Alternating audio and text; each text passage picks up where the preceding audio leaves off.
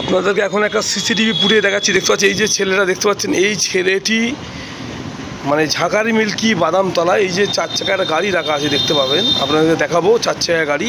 এই যে পুরো টিম, এই 4 চাকা গাড়িটির মধ্যে ওই যে ছেলেটিকে দেখালাম, এই যে 3-4 জন আছে সব একসঙ্গে।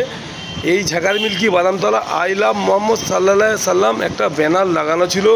সেই ব্যানারটাকে পাশেরই পাড়ার ছেলে ওরা এসে কিন্তু এই যে গাড়িটা রাখা আছে দেখতে পাচ্ছেন, এই যে 4 চাকাটা রাখা আছে ঠিক এই যে বাঁশপুঁতা, এই দুদিকে দেখতে পাচ্ছেন 4 চাকার মানে উঠে কিন্তু একেবারে ওই ব্যানারটা লাফিয়ে নিয়ে ছিঁড়ে কিন্তু নিচে পড়ে যাবে।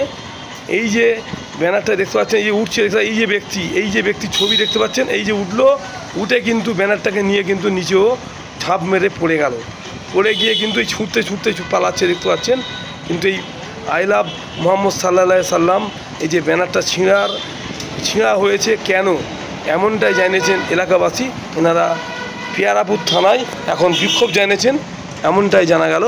মানে বাদামতলা গ্রামবাসী এই কাজ করেছে। ঝাঁকারি মিল্কি বাদামতলা ঘটনাটি ঘটেছে। আপনারা যে যেখানে দেখছেন অবশ্যই কমেন্টের মধ্যে জানাবেন।